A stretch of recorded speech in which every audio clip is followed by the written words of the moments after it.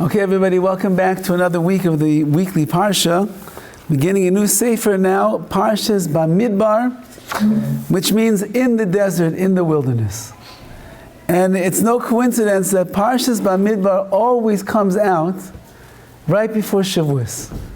So it must be that there's some very valuable lesson in this week's Parsha amongst the many that are imperative for us to know, so that when we come to the Yom Tov of Shavuos, we're prepared in the right way.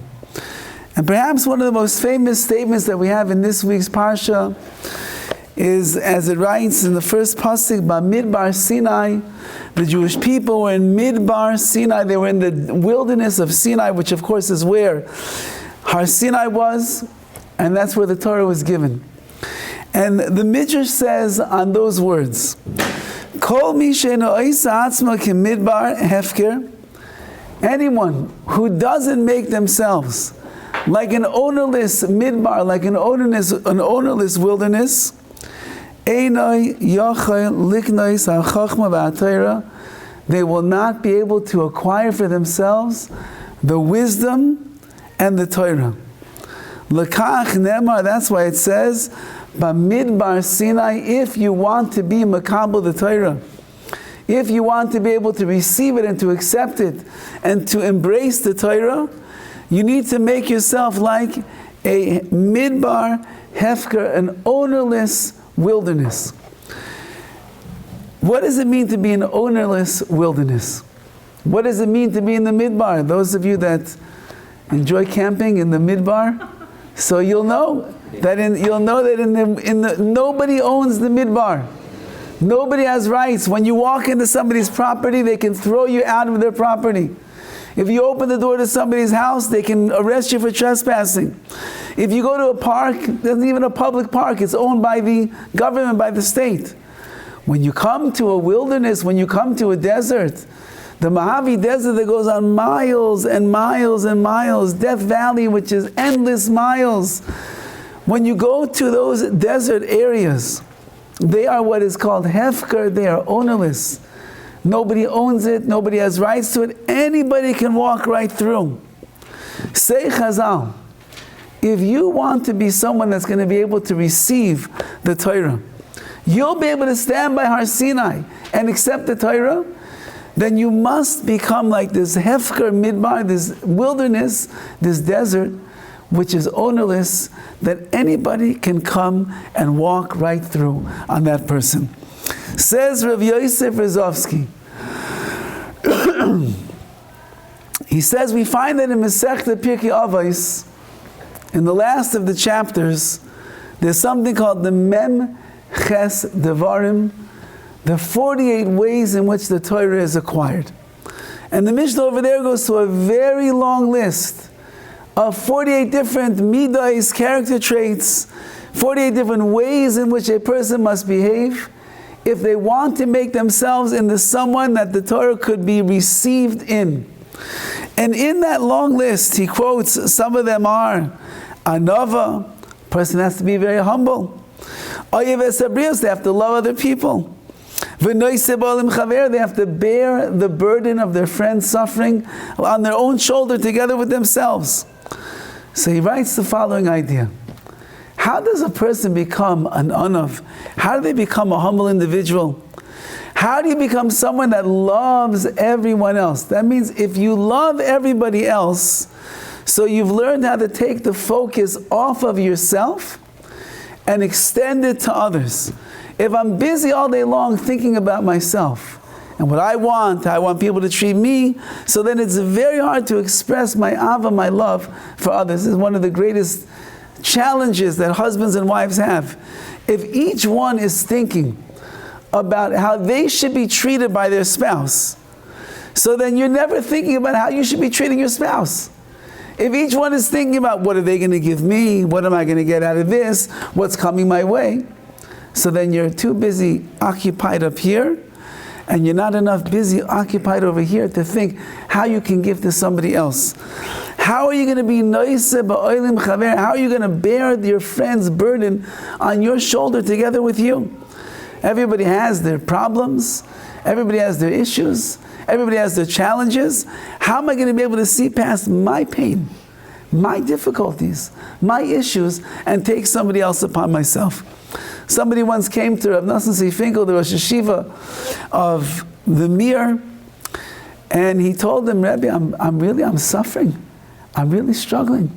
I have so much going on over here. I've got so many worries and all the different things. He said, I have no rest.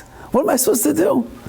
So he told him, if you'll take on the burden of other people, you'll take on their troubles and their challenges and their difficulties, you'll stop worrying so much about what's going on up here.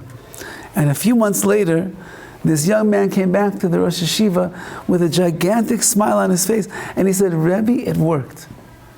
Says Rav Yosef Rozovsky, what the Chazal are telling us in this midrash is that if you want to be someone that's going to be a kli, that's going to be a vessel, that could receive the Torah, that we can stand on the night of Shavuos and we'll be ready to be makabel, to accept upon ourselves, just like Klal Yisrael did when they were standing by Har Sinai.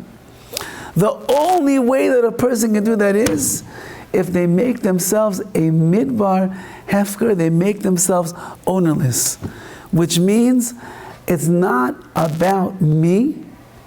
It's not about me owning, so to speak, myself, and I have to have everything. But rather, I'm empty, I'm a vast wasteland, there's nothing that is there, there's no trappings, I'm not thinking about myself, I'm not worrying about myself. I'm open, and I'm available, and I'm ready to go and serve and take care of others with the great anivus, with the tremendous humility that I have. It's really one of the questions of HaKadosh Baruch Hu is going to give the Torah to Klal Yisrael. He probably should have found the most beautiful paradise to be able to give it in. If the Torah is so amazing, and the Torah is incredible, and there's nothing in the world like the Torah, and it is the crowning jewel of the Jewish people, then he should have gone to maybe, I don't know, Hawaii. Today they'll probably go to Cabo San Lucas, somewhere where it's beautiful, where the weather is incredible, the climate is perfect, the water is clear and it is blue, the air is perfect for a person. Why would HaKadosh Baruch Hu go into a hot desert? It's plain, it's bland, it's not so pretty, it's not so nice, there's nothing that is growing there, there's no trees, there's no flowers, no plants, barely any animals, a few lizards running around. Why would Hashem give the Torah in such a place? And that's what he's saying. Because that's a message to every single one of us, that if you want to receive the Torah, that's how you have to make yourself. If you want all of these 48 ways in which the Torah is going to be acquired by a person, which many of them are the perfection of one's midas, of one's character, well then you have to rip out the zich, you have to rip out the ego, you have to rip out the arrogance. Somebody once came to the Rebbe and they said, Rebbe, I'm having such a hard time with my gaiva, with my arrogance, I don't know how to control it. So the Rebbe looked at him and says, you? What do you have to be so hardy and arrogant about? Or a person begins to realize in themselves, what do I have to be so hardy about? What do I have to be so arrogant about? Why am I worrying so much about this and so much about this, and I want this and I want this and I want this? Make yourself like a wilderness. And if you're like a wilderness that is ownerless, and there ain't much there in that wilderness, maybe there's a cactus, maybe cacti. That's how you say it? Yeah, cacti. Maybe there's a lizard, maybe there's one bird that can live for weeks and weeks and weeks without any water. Maybe you'll see some dirt, maybe you see some sand. The more that a person lowers himself in that way, says Rav Yosef Rozovsky, that is the way that a person will be zeicher to acquire these beautiful midas, these traits that are all part of the acquisition of the Torah, and then we could stand by Shavuos, and we could stand on that glorious day and be zeicher to receive the Torah. But if there's too much of myself, I'm the owner over myself, I've got too much business in myself, it's going to be very hard to allow the Torah to come in. That's one idea. But I saw something beautiful from Rabbi Yerucham Levovitz, the great mashgiach of the Mir from yesteryear in Europe. And he says over the following idea, and that is that everything in life needs hachana, it needs preparation. If you have something that is valuable, something that you want to achieve, something that you want to accomplish, everybody knows you can't just jump in. If you take a person who doesn't know how to swim and you throw them in to the raging ocean, it's the end of that person. He needs hachana, he needs preparation, he needs to learn how to swim. If a person wants to run a marathon, Edwin, you know anybody who would like to run marathons? Yeah, if your person would want to run a marathon, you know that you cannot wake up on the morning of the marathon. If you've never run a marathon before, and you didn't train before, you're not going to stand in line and start running 26.2 miles, and it's going to be a breeze in the park just like that. If a person does that, what will happen to them? They're not going to make it to the finish line. Even if a person does train, and they do prepare, they could pull a limb, they could pull a ligament, they could get very tired, they could get dehydrated. But if they want to run that marathon, they have to prepare, and they have to get themselves ready, and they have to be on their best game to be able to run those 26.2 miles. If a person wants to receive the Torah, if a person wants to be a kli kibul, they want to be a vessel that's going to be able to receive the wisdom and the kedusha and the holiness and the sanctity of the Torah, all of that which the Torah is about. Says Rabbi Yerucham, then no less and maybe even more. In order to be makabel, to receive the Torah, they have to be mechen, they have to prepare themselves to receive it. And the only way that a person could prepare themselves to receive the Torah is if, as we're saying over here, they make themselves into this midbar, into this wilderness that is hefker, that is ownerless, and then I become this vessel that's wide open, that's empty right now, willing to accept the Torah and anything that it says. And how do we know that this is true? Because there is a famous statement that Klal Yisrael made in the Midbar, in the wilderness. And the Malachim, when they heard the Jewish people say these words, they said, who taught the Jewish people the secret of the Malachim, of the angels, that this is the way that a person goes about serving Hashem?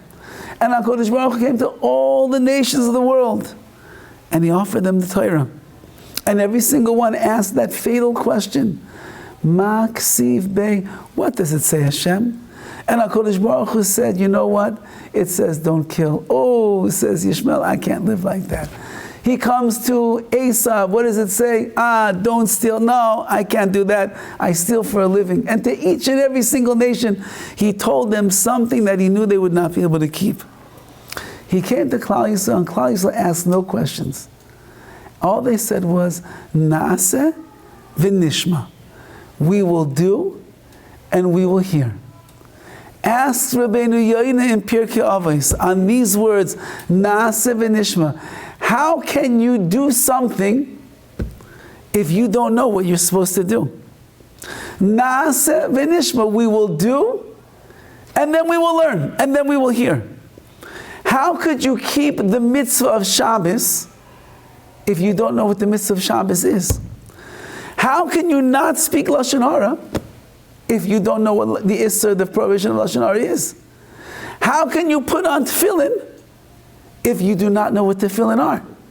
So what is this magical statement that the Jewish people made at Har Sinai? Naaseh v'nishma. We will do, and that you can't do anything. How could they do it? They can't do anything.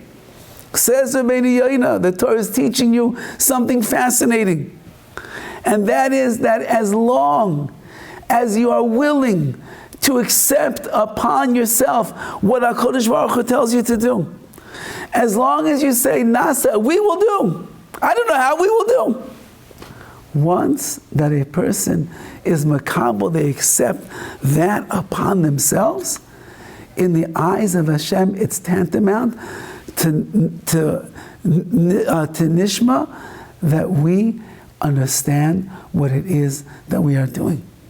Which means even if the Jewish people could not automatically keep all 613 because they did not understand and they did not know what 613 were, guess what, says Rabbi Yonah? They get the reward of all 613 mitzvahs. Why?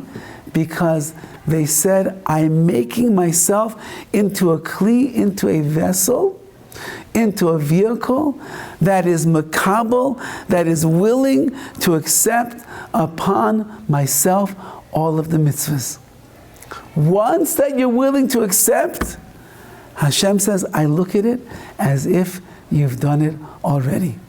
Says Rabbi Rucham, the only way to prepare yourself for the receiving of the Torah is to tell HaKadosh Baruch Hu, I'm ready to be makabel, I'm ready to receive it. Do I understand everything? Will I ever understand everything? Will you ever have clear all the details and nuances and the laws of bishul, of cooking on Shabbos? Highly doubtful. Will you ever understand the mitzvah of shatnez? Will you ever understand, Mark, the mitzvah of shatnez? For all the suits that you sold, and we all said we have to get them checked for shatnez, and you said, but wait a second, there's no shatnez, and we said we're going to check them anyway. Will you ever understand why we are meshuggah?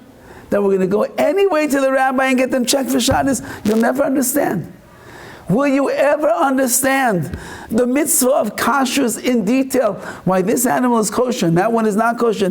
This you could eat and that you can't eat. Will you ever understand? You'll never understand. Says HaKadosh Baruch Hu, I don't need you to understand. I need to know that you want to understand. And even if you don't, you're still willing to keep all of the mitzvahs to the best of your ability. Says Rabbi Yerucham, this is the hachana, this is the preparation, this is the way that Klal Yisrael got themselves ready to receive the Torah at Har Sinai. They did it with the Nasiv and Ishmael. The main thing is, we are makabel, we accept. And this is one of the most difficult parts of Torah, is that we know that we cannot understand everything. We know that we never will understand everything. We know there are many things that are confusing and conflicting to the way that we look at the world. As the Torah tells us that ein davar reik michem. There's nothing that is empty michem from the Torah. Say Chazal on that pasuk over there, ein davar reik. There's nothing that is empty from the Torah, which means all of the Torah makes sense. If there's something that you don't understand in the Torah, it's michem, it's from you. You are the one that doesn't understand the words of the Torah. You are the one that is missing and lacking in that pshat, in that understanding. You are the one who doesn't have it. But it doesn't mean that the Torah is not correct. And it doesn't mean the rabbis don't know what they're talking about. And it doesn't mean that even though that you're struggling with a certain mitzvah, it doesn't mean that it's not the right thing. Because if the Ribbono Shel Olam, Master of the universe, who created heavens and earth, and He created the neshama, and all the neshamas in this world, and 2,000 years before there was a universe, there already was the Torah, because the Torah is like the mind of the Ribbono Shel Olam. That means that HaKadosh Baruch Hu knows exactly what He's talking about. And the Torah knows exactly what it's talking about. And Chazal HaKadoshim, our holy sages, from the Tanoim and Amoraim in the days of the Mishnah and Gemara, they know exactly what they are talking about. I don't understand. I can't figure it out. How could they say this? How could they say that? Ein davar reik michem. There's nothing empty in the Torah. If it is in your eyes empty, it's coming from you, and therefore you have to try to understand it better. Says Rabbi Yerucham, when Klal Yisrael stood by Har Sinai, they understood we'll never be able to master it all. We're human. We're finite. HaKadosh Baruch Hu is infinite. The Torah is infinite. The mitzvahs are so vast, bigger and wider than the entire expanse of the oceans and the land. But HaKadosh Baruch Hu, we know one thing. If you're giving it to us, Naaseh will do everything that we possibly can. And then afterwards we'll begin to learn, we'll begin to understand. How can a person do such a thing?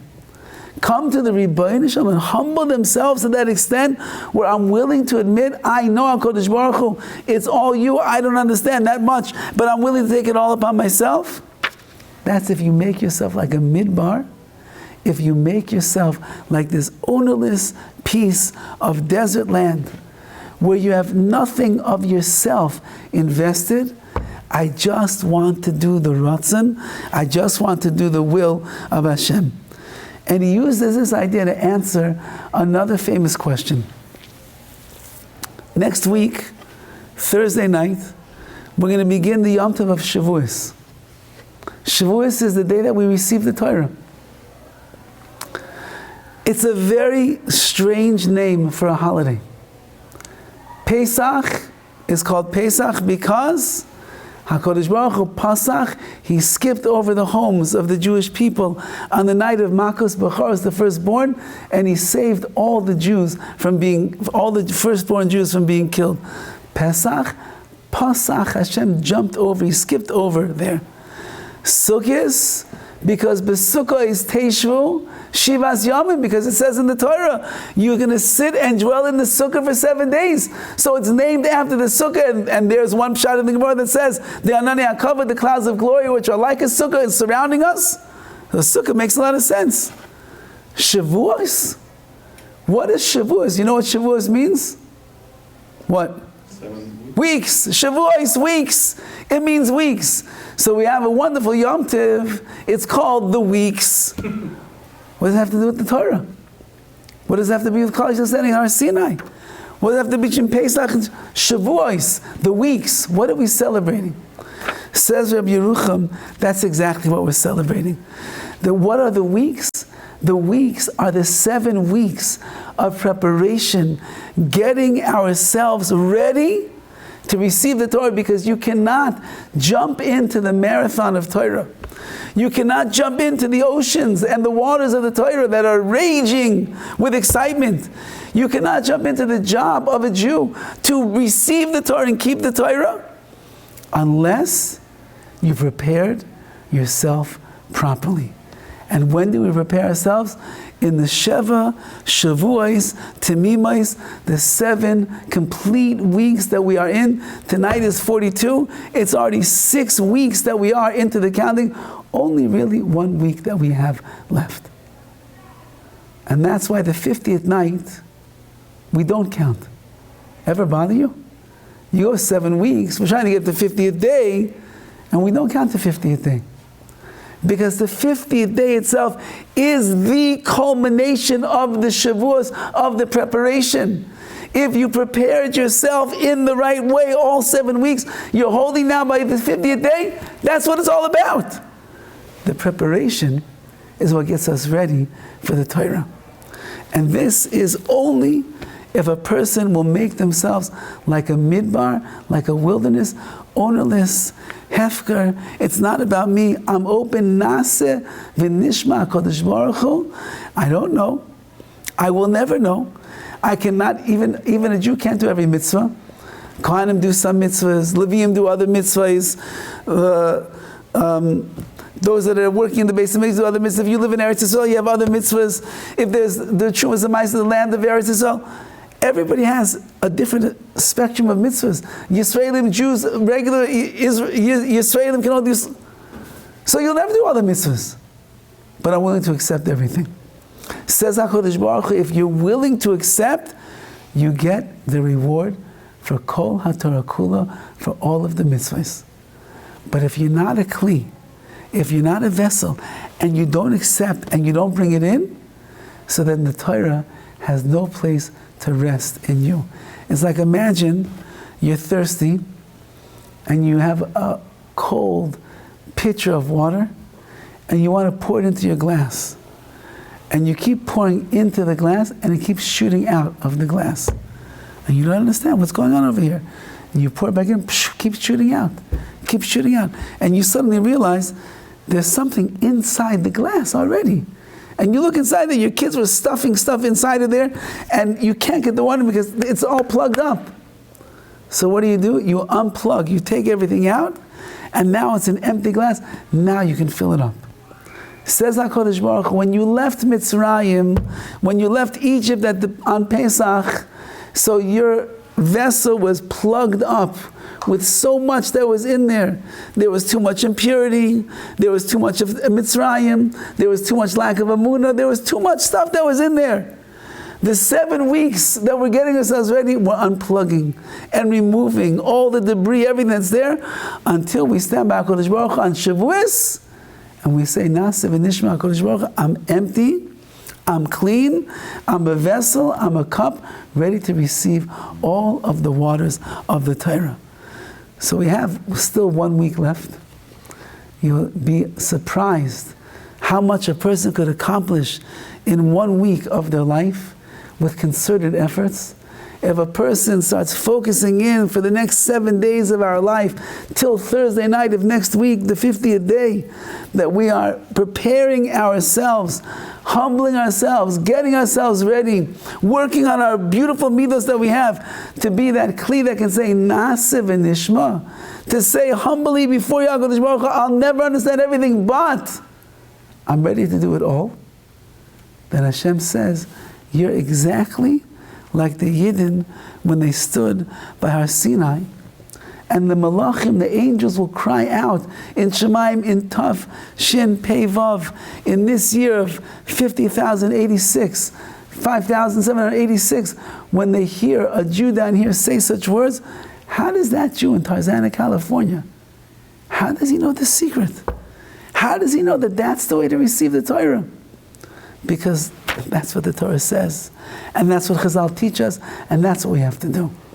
I want to leave you off with a story that I'm sure that I've told before, but the message is exactly this: the hachana, the preparation, Torah for Torah itself, and making yourself a kli kibul, making yourself a vessel that is able to receive these brachas of the Torah. One of the leading poskim, the leading halachic authorities of our generation, is a very massive Talmud Chacham in Eretz Yisrael by the name of Rav Asher Weiss. He was just here in Los Angeles not more than, I believe, a week and a half ago. Rabbi Pessin, who was with us this past Shabbos, is a very close, he calls himself a student of Rav Weiss, but if you ask me, they're probably more peers in their learning of Torah. But he tells me that he goes once a week, I think every Tuesday, for like the last 15, 20 years. He has a kvias, he has time every 1 or 2 hours every week. He comes with all of his questions, all of his shilas, and they speak it out, they go through everything, and then he builds himself up till the next week and he comes back. Now, Asher Weiss is a genius. Super, super genius, like a computer is over here. He quotes everything verbatim, non-stop, all over the place. Sometimes when he's speaking, you're watching his eyes, like reading the pages that are not in front of him, but they're in front of him because he sees everything. This is Rav Asher Weiss. When his father passed away, that year that he was in the year of Avelis, he happened to be here in Los Angeles. And he began his drasha that he was saying, speaking about his father. And he says, you know that my father was in Auschwitz with the Klausenberger Rebbe. And he was very close to him. And when the war was over, the Klausenberger Rebbe, the first thing that he wanted to do was make sure that all of the deceased in Auschwitz who didn't have the proper burial, they got buried Jewish for a proper burial for a Jew. And my father was very close to him through the years in the war. And he put my father in charge, and he told my father, don't worry. He says, if you do this, it's going to be hard work, digging and burying, and it's not going to be easy. But if you do this, I give you a bracha. You're going to get married. The war was over. And you're going to have children. and they're all going to become Talmidei Chachamim, great Torah scholars and leaders of Klal Yisrael. So do this, and that is the bracha that you're going to receive. And sure enough, his father went, and they employed, I believe, the Polish Goyim that were living in the neighborhood over there, who remained silent the entire war. They're watching billows and billows of smoke going up in the air every single day of the death chambers, the gas chambers, and they said nothing. So he said, you're coming and you're digging all the graves. And they dug all the graves, and they buried every single last Jew that had passed away in Auschwitz. Said Rav Asher Weiss, everybody thinks that the reason that my father's life turned out the way that it did, he did get married over there in the DP camps. The Klausenberger Rebbe wrote his ksuba from memory. And then they have something like, I don't know, 6 or 7 boys, each one a bigger Talmid Chacham than the next. This one is a Paisik, this one is a Rav of a whole city, this one is on the Bezdin, each one is gigantic. And he said, everybody thinks it's from this story, because my father buried the dead. He said, but if you want a bracha to rest upon you, you can't just step up to the plate in front of the tzaddik and say, give me a bracha, and it's going to work. You have to be a vessel that's worthy of receiving the bracha. And he said, my father was a vessel that was worthy of receiving the bracha. Because, as he told over the story, when his father got to Auschwitz, he was something like a 16 or 17-year-old yeshiva bacher, plucked out of the Beis Midrash, sent on the cattle cars, and was landed in Auschwitz in the death camps. When he got to his barracks, he was told that in the barrack next door is the Klausenberger Rebbe. And his father was this young man, 16, 17 years old, and he said, the Klausenberger Rebbe is there? My only chance of surviving the Gehenna of Auschwitz is to attach myself to the tzaddik, the Klausenberger Rebbe. I must get in to those barracks over there, because as you know, everything was arranged in the barracks and the numbers, and you traveled with your group every day. That's all that you were with. You couldn't go break free from your group and go someplace else. I need to be with the Klausenberger Rebbe.